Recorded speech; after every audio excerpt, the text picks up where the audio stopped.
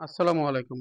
আজকে আমরা দেখব বা শিখব কিভাবে বিডিকেট এর মাধ্যমে আমরা স্যাটেলাইট রিপোর্ট তৈরি করব। আপনারা অনেকে প্রশ্ন করেছেন যে আমরা স্যাটেলাইটের মাধ্যমে যেভাবে নকশা ওভারল্যাপ করি, কিন্তু যখন ক্লায়েন্টকে মাপের রিপোর্ট দিব, সেই ক্ষেত্রে আমরা কিভাবে স্যাটেলাইটের রিপোর্ট আমরা মেক করব, যে এই জমিটা আমরা জরিপ করেছি বা ওই জমিটা কিভাবে বুঝাবো স্যাটেলাইটের কোন অবস্থানে পড়ছে, সেটা কিভাবে পড়েছে সেটা কিভাবে রিপোর্ট দেখাবো। আজকে আমরা সেই বিষয়টা নিয়ে আলোচনা করব।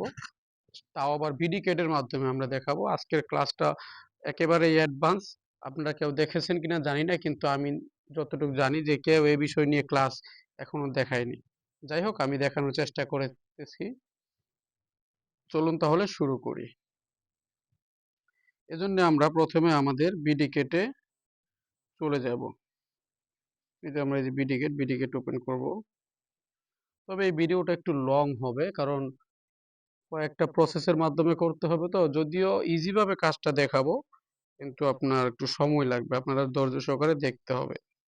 আমরা এই যে আমাদের এই ফাইলে ক্লিক করলাম, তারপর যতটুকু শর্ট করা যায় আমি শর্ট করতেছি, কিন্তু কাজটা একটু সময় সাপেক্ষ, কিন্তু এমনি ইজি কাজ, সময় লাগবে। আচ্ছা, তাহলে আমরা ধরেন আমরা এই যে পুকুর আছে, এই যে পুকুর বা এই যে পুকুর, এই পুকুরের আশেপাশের এই জমিগুলো এতটুকু আমরা ওই বিডি কেটে ম্যাপের মাধ্যমে বসিয়ে আমরা দেখাবো। এর জন্য আমরা প্রথমে পলিলাইন করতে হবে। আচ্ছা, আমরা তাহলে পলিলাইন করি। ক্লাসে ক্লিক করলাম। পলিলাইনে আপনারা সবাই জানেন যে কিভাবে পলিলাইন করতে হবে, এগুলো প্রাথমিক ক্লাস। একটু ধৈর্য সহকারে আমি একটু এদিক সেদিক হচ্ছে, কারণ আপনাদেরকে তাড়াহুড়ো করে দেখাচ্ছি, তো আমি একেবারে অ্যাকুরেট করে নিচ্ছি না, কারণ অ্যাকুরেট করে নিয়ে ভিডিও দেখালে অনেক সময় লাগবে। সেজন্য আমি আপনাদেরকে একটু শর্ট এর মাধ্যমে দেখানোর চেষ্টা করতেছি,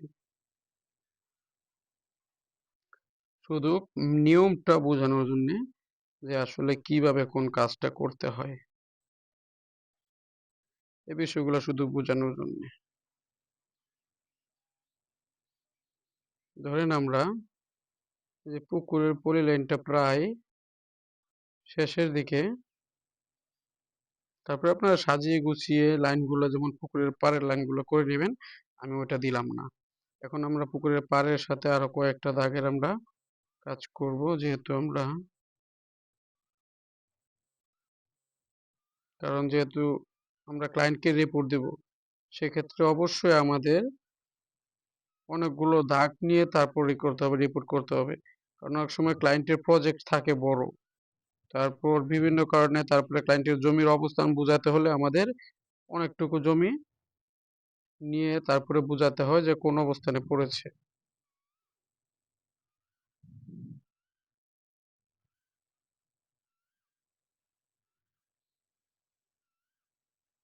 এভাবে আমরা ধরেন পলিলাইন করব। আমি খুব দ্রুততার সাথে করতেছি, পয়েন্টগুলা একটু এদিক সেদিক হচ্ছে। আপনারা যখন করবেন তবে নিখুঁতভাবে করার চেষ্টা করবেন।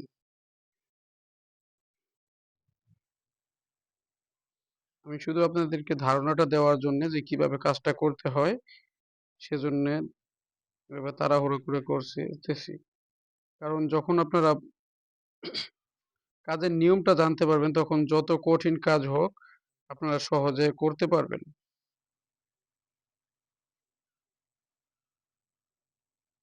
আর আমার টার্গেট হচ্ছে আপনাদেরকে সব জিনিসগুলা ইজি ভাবে শেখানো বা প্রসেসগুলা শেখানোর জন্য। প্রসেসগুলা যখন জানতে পারবেন, অবশ্যই আপনারা সব কাজগুলো নিজের মতো করে সাজিয়ে গুছিয়ে করতে পারবেন।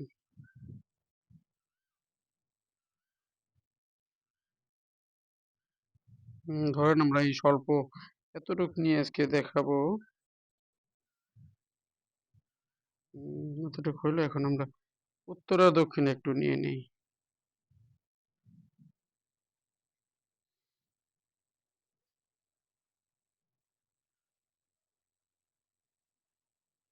এভাবে আমাদের পলিলাইনটা শেষ হয়ে গেলে আমাদের আসল কাজটা আমাদের শুরু হবে।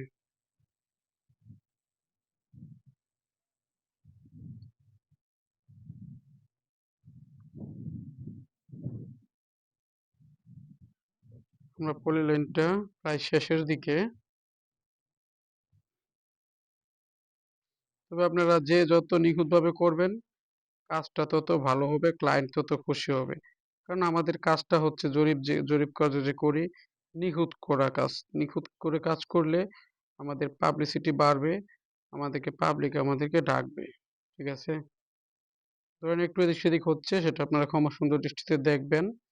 কারণ আমি আপনাদেরকে বোঝানোর জন্য শুধু নিয়মটা বোঝানোর জন্যে কাজগুলো একটু তাড়াহুড়াভাবে করতেছি। কারণ একেবারে যদি অল্প ২-১ টা লাইন নিয়ে কাজ করি, সেক্ষেত্রে আপনারা কিছুই বুঝতে পারবেন না। এজন্য একেবারে চাইলে অনেক শর্টে করাও যায় না। তারপর আমি চেষ্টা করি যতটুকু শর্টে করা যায়। আর যাদের কাছে বিরক্তিকর মনে হবে তাদেরকে অনুরোধ করব তারা এই ভিডিওগুলো প্লে না করার জন্যে। কারণ এখানে টেকনিক্যাল ভিডিও, এখানে কোনো ফান বা মজার ভিডিও না। এটা যাদের শিখার আগ্রহ থাকে একমাত্র তাদের কাছে এই ভিডিওগুলো ভালো লাগবে, তারাই দেখতে পারেন। কারণ ফান ভিডিও সবার কাছে ভালো লাগে কিন্তু এই টেকনিক্যাল ভিডিওগুলো সবার কাছে ভালো লাগবে না। না লাগাটাই স্বাভাবিক। আচ্ছা ধরেন আমরা এতটুকু পরিলাইন করলাম, আমরা এতটুকু এর ভিতরে আমরা কাজটা করব। আরো আমরা চাইলে পুরো নকশাটাও করতে পারি বা আরো জমি করতে পারি। আচ্ছা এখন আমরা কি করব? এই পলিলাইনটাকে আমরা কপি করে বা ক্লোন করে অন্য জায়গায় নিয়ে যাব। আচ্ছা আমরা এটাকে মার্কিং করে থ্রি ডটে ক্লিক করে ক্লোন করে অন্য একটা ফাঁকা জায়গায় নিয়ে রাখি। মানে এখানে রাখলাম। রাখার পরে এটা আমরা সেভ করে দিই। ও সরি, রাখার আগে আমাদের আরেকটু কাজ আছে। সেটা হচ্ছে আমাদের একটু এখানে দাগ নাম্বারগুলো লিখে নিতে হবে। সেজন্য প্লাস বাটনে ক্লিক করব। এই যে প্লাস বাটনে ক্লিক করব। ক্লিক করলাম। ক্লিক করার পরে এখানে এই যে আমরা টেক্সটে ক্লিক করব। ক্লিক করে যে কোনো একটার উপরে ক্লিক করে দাগটা লিখে দিই। ৪১৪৯ লিখলাম। এখন এটাকে আমরা একটু ছোট করে দেই। ছোট করার জন্য থ্রি ডটে প্রপার্টিসে এখানে টেক্সটের ভিতরে যাওয়ার পরে একটু ছোট করে ৫৩০ ধরেন ৪০০ দিয়ে দিলাম। এখন এটাকে আমরা ক্লোন করে সবটা দাগের ভিতরে বসিয়ে দিই, সবগুলো দাগের ভিতরে।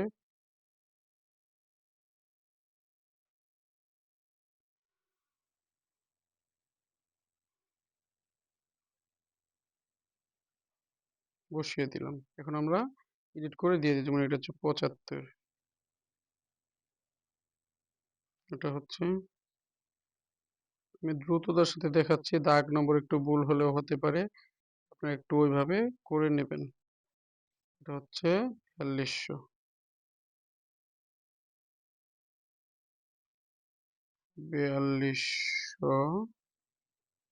পরে এটা হচ্ছে আপনার ৭৪, শুধু ৭৪ দিয়ে দেই, মাঝামাঝি দিয়ে দেই। তারপরে এটা হচ্ছে ৭১, ৪১৭১, হচ্ছে ৪১৭৩, ৭৩,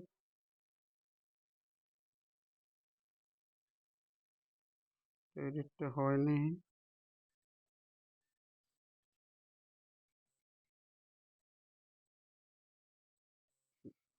এটা হচ্ছে ৪১৭৮, দুই একটা দাগ তাও বাদ থাকবে, কারণ এতটা সময় আপনাদেরকে ধৈর্য সহকারে ভিডিও না দেখতে পারেন, সেজন্য শর্ট করতে হবে। ৪৪, ধরেন এখানে যেখানে যা আছে তাই ধরে রেখে যে ধরেন দাগ ওইটাই। ঠিক আছে, যে দাগটা আছে ওইটাই ধরে নিই, কারণ এখানে আমরা সবগুলো দাগ এডিট করতে একটু সময় সাপেক্ষ বিষয়। এভাবে আপনাদের দেখাতে হলে আপনারা এভাবে করে নেবেন আর কি দাগের রিনেম গুলা। এখন আমরা এটাকে কপি মার্কিং করি, মার্কিং করে থ্রি ডটে ক্লিক করে ক্লোনে ক্লিক করে এটাকে আমরা দূরে নিয়ে যাই, একটা ফাঁকা জায়গায় রাখি। ফাঁকা জায়গায় রাখলাম। রাখার পরে এটা আপাতত একটা সেভ করে রেখে দিই। সেভ করে রেখে দিলাম। এখন আমাদের কাজ হচ্ছে আমরা চলে যাব গুগল ম্যাপ বা গুগল আর্থে। আর অবশ্যই লোকেশনটা আপনারা চালু করে নেবেন এবং ডাটা বা ওয়াইফাই চালু থাকতে হবে এখনকার কাজটা করার জন্য, অল্প সময়ের জন্য। আচ্ছা, এখন আমরা গুগল আর্থে চলে যাই। গুগল আর্থে ক্লিক করলাম। ক্লিক করার পরে এখান থেকে আমরা এক্সপ্লোর আর্থে ক্লিক করব। এখানে যে আমাদের লোকেশনের যে আইকনটা আছে এটার উপর একটা ক্লিক করে দিব। ক্লিক করলাম। ক্লিক করলে আমাদের লোকেশনটাতে নিয়ে যাবে। তবে আপনারা যেখানে থাকেন ওই লোকেশনে উপস্থিত থেকে এখনকার কাজটুকু করলে সবচেয়ে নিখুঁত এবং সুবিধা হয়।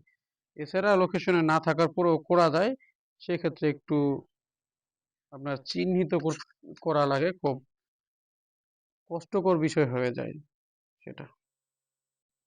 আমরা এই যে এখানে আছি, কিন্তু আমিও যে লোকেশনে আছি সেখান থেকে আমার কাজটা একটু দূরে।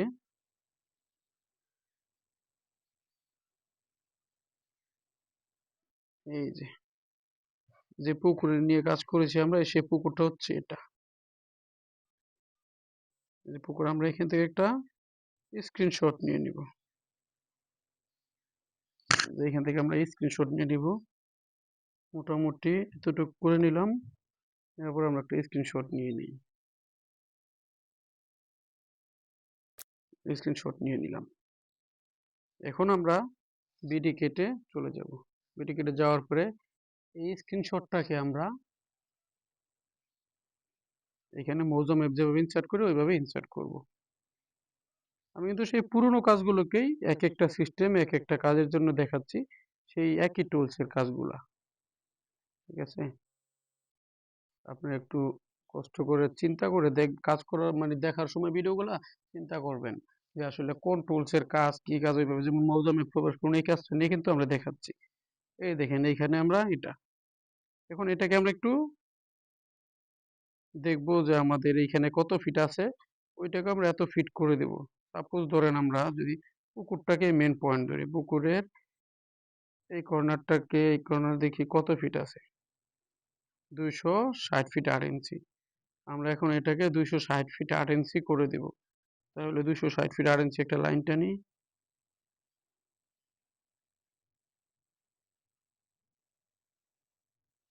260.8 টানলাম। টানার পরে এখন আমরা এই পিকচারটাকে ক্লিক করে, থ্রিডে ক্লিক করে, অ্যালিনে ক্লিক করে, কারণ এইটাকে আমরা দাগটা দেখা যাচ্ছে না, এই জন্য আমাকে লাইনটাকে মুভ করে অন্য জায়গায় নিয়ে নিই। নিয়ে নিলাম। এখন আমরা পিকচারে ক্লিক করে, এটাকে অ্যালিনে ক্লিক করে, এই যে পুকুরের এই কর্নারে একটা ক্লিক করে এটাকে দিয়ে দিব আমরা এটার সাথে, এবং এই কর্নারটা ক্লিক করে আমরা দিয়ে দিব এটার সাথে। তাহলে আমাদের পিকচারটা স্কেলে চলে আসবে। এই দেখেন এখন আমাদের পিকচারটা স্কেলের সাথে চলে আসছে। আচ্ছা, এখন আমরা এটাকে একটু মুভ করে নিতে হবে, আমাদের যেহেতু পলিলাইনের উপরে চলে আসছে। আমরা মুভ করে নিয়ে নিলাম। এখন আমরা আমাদের যেই পলিলাইন করে কাজটা করেছিলাম সেই কাজটা ক্লায়েন্টকে দেওয়ার জন্য এটা আমরা স্যাটেলাইটের উপরে নিয়ে বসাবো। বসানোর জন্য এটাকে আমরা এভাবে মার্ক করব। মার্ক করার পরে এখান থেকে আমরা মুভে ক্লিক করব। মুভে ক্লিক করার পরে ধরুন আমরা পুকুরের এই কর্নারটা ধরে আমরা এখানে ওই কর্নারে নিয়ে এটাকে অ্যাডজাস্ট করব।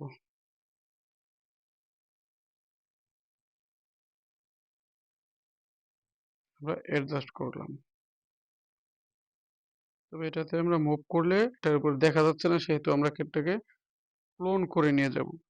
অনেক সময় এরকম হয়, যেহেতু আমাদের এই পলিলাইনের কাজটা হচ্ছে আগের করা, আর এটা হচ্ছে আমাদের পরে নিয়ে আসছি এই স্ক্রিনশটের যে পিকচারটা, এজন্য আমাদের মুভ করলে এখানে দেখা যাচ্ছে ভিজিবল হচ্ছে না। এজন্য আমরা এটাকে ক্লোন করব। ক্লোন করে তারপরে আমরা এখানে নিয়ে যাব। আমরা এভাবে জায়গা মতো বসাতে হবে। মোটামুটি বসালাম। বসানোর পরে আমরা দেখতে পাচ্ছি আমাদের ইমেজটা কিন্তু পরিবর্তন হচ্ছে, একটু রোটেট হয়েছে। আমাদের ইমেজটা একটু রোটেট করে দিতে হবে। ইমেজটা রোটেট করার জন্য এভাবে ধরে এখানে দিয়ে রোটেট,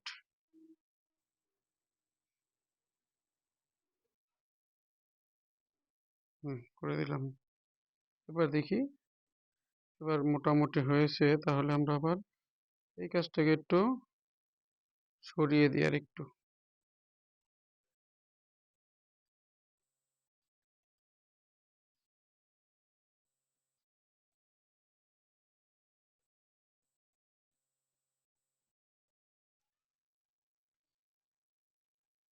এখন আমরা এভাবে দিয়ে দিলাম। এখন কিন্তু আমাদের এই যে মোটামুটি হয়ে গেছে, দেখেন আপনারা। এখন যদি আমরা দেখতে চাই তাহলে এই যে দেখেন, আমরা অল্প জমি নিয়েছি, পুরো যদি আরো নিয়ে নিতাম সেক্ষেত্রে আরো সুবিধা দেখা যাইতো, ঠিক আছে, আরো ভালো হইতো। কিন্তু আমরা অল্প পলিলাইন করেছি। এখন যদি আমাদের পলিলাইনটা আরো বড় হইতো তাহলে দাগের উপরে ভালোভাবে পড়তো। এভাবে আমরা কিন্তু দেখতে পারি যে আমাদের কাজগুলা রিপোর্ট প্রিন্ট করতে পারবো। আচ্ছা, এখন আমরা এটাকে প্রিন্ট করার জন্য যেতে হবে আমাদের, এটাকে আমাদের একটা টেমপ্লেটের উপরে নিতে হবে। টেমপ্লেটের উপরে নেওয়ার জন্য আমরা জিনিসটাকে পুরোটাকে মার্ক করব। মার্ক করলাম, মার্ক করার পরে এখান থেকে ক্লোন করে এখানে আমরা টেমপ্লেটের উপর নিয়ে যাব। এই জিনিসগুলো সম্পর্কে ভিডিও দেওয়া আছে, আপনারা দেখে নেবেন। যে এটা অনেক বড় হয়ে যাচ্ছে, তারপরে আমরা একটু ছোট করে নিতে হবে টেমপ্লেটের সাইজে। আমি এই সম্পর্কে ভিডিও দেওয়া আছে যে কিভাবে ছোট বড় করতে হয়, আপনারা ওই জিনিসগুলো দেখে নেবেন। এটাকে অ্যালিন দিয়ে একটু ছোট করে নিচ্ছি, তারপর আমরা প্রিন্ট করব।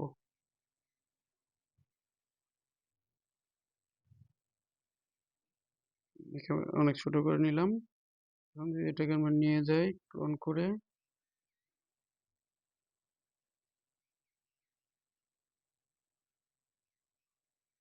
এটার উপরে বসলো। এটাকে আমরা একটু পুরাটাকে একটু রোটেট করে দিতে হবে, কারণ হালকা রোটেট।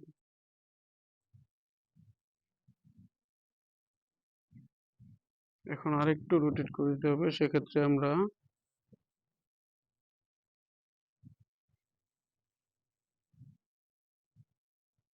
রোটেট এটা আবার করে নিতে হবে। এভাবে মার্কিং করে আপনারা এখানে ক্লিক করে, রোটেটে ক্লিক করে, এখানে ক্লিক করার পরে এখানে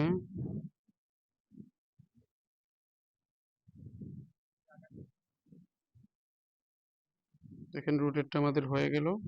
এখন আমরা এটা হচ্ছে কত, 402 মডেল 402, এখান থেকে আমরা প্রিন্ট করব।